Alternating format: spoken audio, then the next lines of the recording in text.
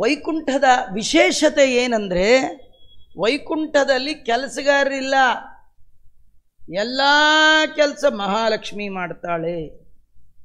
ಸ್ವಯಮಿಂದಿರೈವ ಪತಿಮಾನಕರಿ. ಯಾಕೆ ಮಾಡ್ತಾಳೆ? ಆ ಮನೆ ಓನರ್ಗೆ ಗೌರವ ಕೊಡುವ ಸಲುವಾಗಿ ಸ್ವಯಂ ಮಹಾಲಕ್ಷ್ಮಿ ಮನೆಯಲ್ಲೆಲ್ಲ ಕೆಲಸ ಮಾಡ್ತಾಳೆ. ಸ್ವಯಮಿಂದಿರೈವ ಪತಿಮಾನಕರಿ ಗೃಹಕರ್ಮ ಯತ್ರ ಕುರುತೆ ಸುತರಾಂ. ಇನ್ನೊಬ್ಬರಿಗೆ ಯಾರಿಗೂ ಒಳಗೆ ಸೇರಿಸ್ಕೊಳ್ಳೋದೇ ಇಲ್ಲ.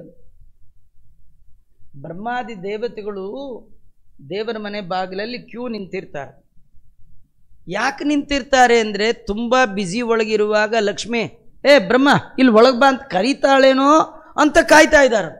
ಕರಿಯಲ್ವಂತವಳು, ಯಾರನ್ನು ಒಳಗೆ ಕರೆಯೋದೇ ಇಲ್ಲ.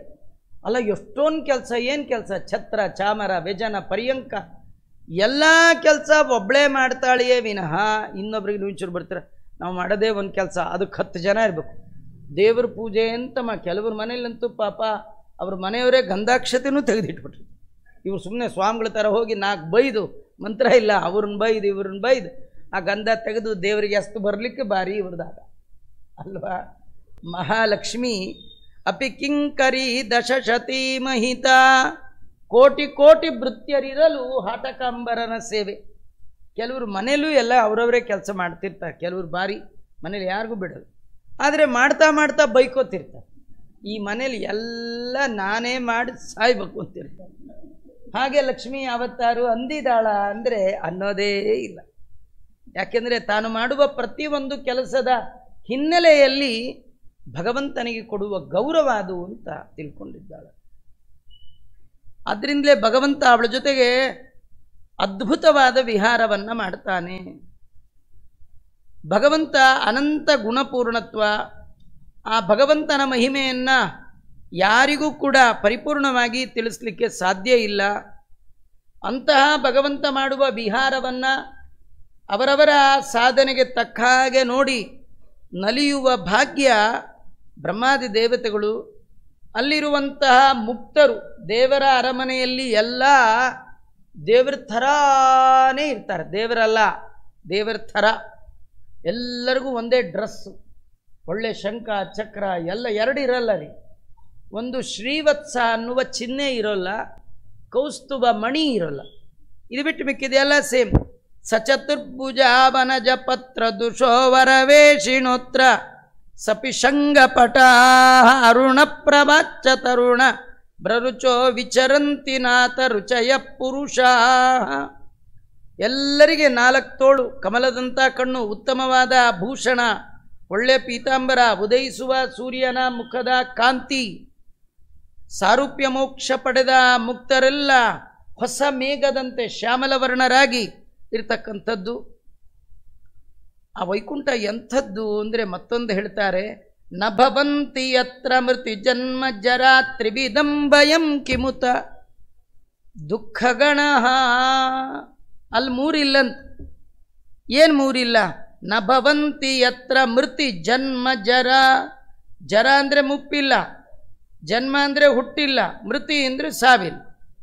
3 ಇಲ್ಲದ ಲೋಕ. ವಿಷ್ಣು ಲೋಕದಲ್ಲಿ ಹುಟ್ಟು ಸಾವು ಮುಪ್ಪು ಇದೇ ನಮಗೆ ತಾಪತ್ರಯ. ತುಂಬ ಜನ ತಾಪತ್ರಯ ಅಂತಾರೆ, ತುಂಬ ತಾಪತ್ರಯ. ಏನು ತಾಪತ್ರಯ ಅಂದರೆ ಏನು ಗೊತ್ತಿಲ್ಲ ರೀ. ತ್ರಯ ತಾಪಗಳು ಯಾವುದು ಅಂದರೆ ಹುಟ್ಟಿದ್ದು, ಸಾಯೋದು, ಇದ್ರ ಮಧ್ಯ ಬರೋ ಮುಪ್ಪು. ಇದಷ್ಟು ತಾಪ ಇನ್ನೊಂದಿಲ್ಲ ರೀ. ಯಾಕಂದರೆ ನಮ್ಮ ಮಾತು ಯಾರೂ ಕೇಳಲ್ಲ, ಯಾರ ಮಾತು ನಮ್ಗೆ ಹಿಡಿಸಲ್ಲ. ಇದನ್ನೇ ಮುಪ್ಪು ಅಂತಿರ್ತಾರೆ. ಆ ಮುಪ್ಪು ಬಂದಾಗ ಹೀಗೆ, ನಮ್ಮ ಮಾತು ಯಾರೂ ಕೇಳಲ್ಲ, ಅವ್ರು ಹೇಳೋ ಮಾತು ನಮ್ಗೆ ಹಿಡಿಸಲ್ಲ. ಇದೊಂದು ದೊಡ್ಡ ತಾಪತ್ರಯ. ಯಾವ ದೋಷವೂ ಇಲ್ಲ. ಅದಕ್ಕೆ ವೈಕುಂಠಕ್ಕೆ ಅಪವರ್ಗ ಅಂತ ಕರೀತಾರೆ. ಪವರ್ಗ ಇಲ್ಲ.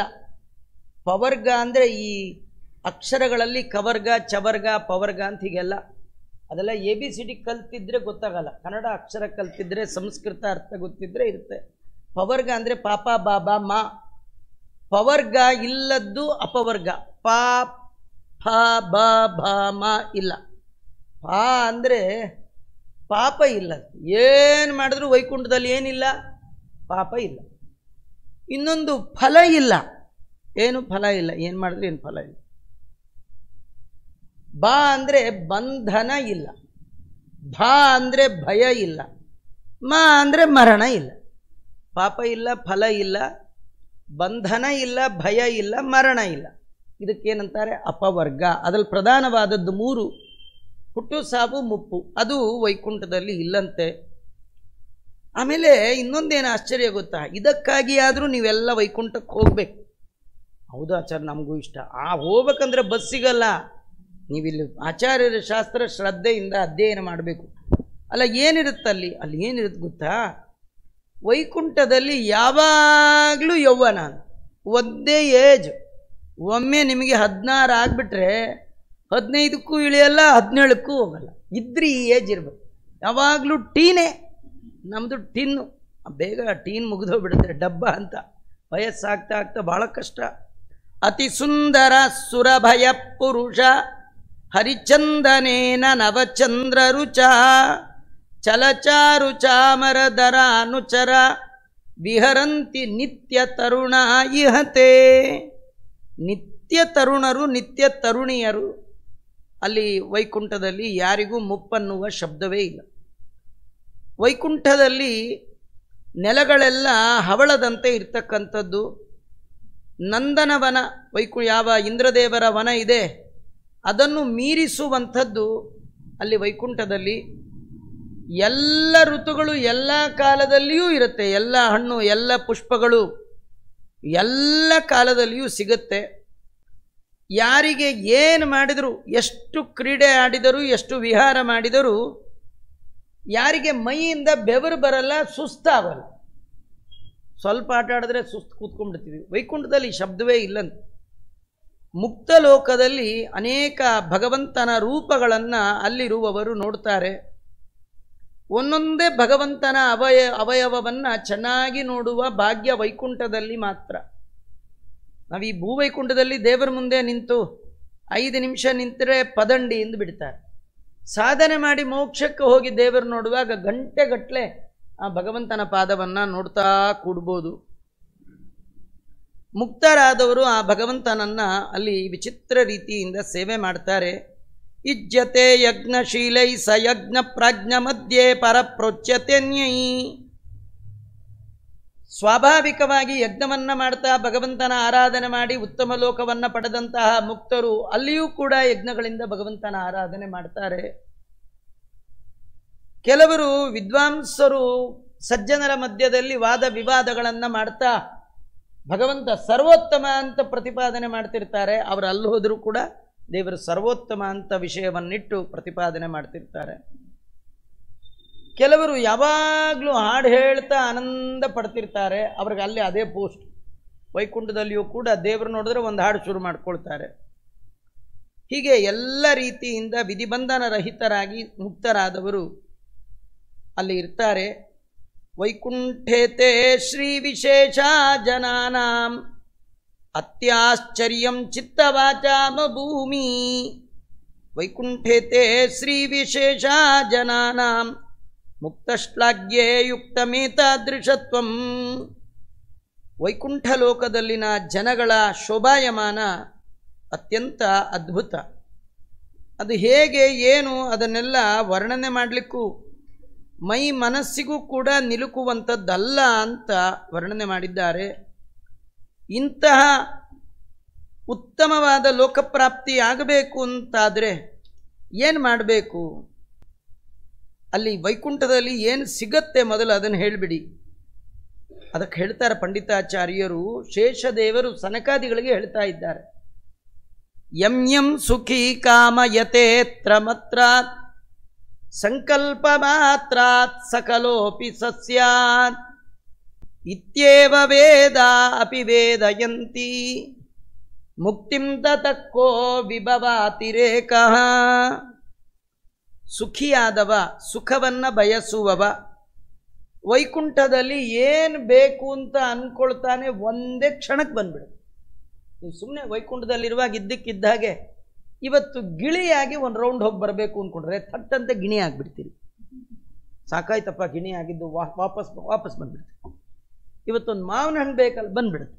ನೀವು ಕೇಳಿದ್ದೇ ತಡರಿ. ನೀವು ಯಾವುದನ್ನು ಸುಖ ಅಂತ ಬಯಸ್ತೀರಿ ಭಗವಂತ ಇಮ್ಮಿಡಿಯೇಟ್ ಕೊಟ್ಬಿಡ್ತಾರೆ. ಇಲ್ಲಿ ನೋಡಿ, ಭೂಲೋಕದ ಕಥೆ ನೋಡ್ರಿ.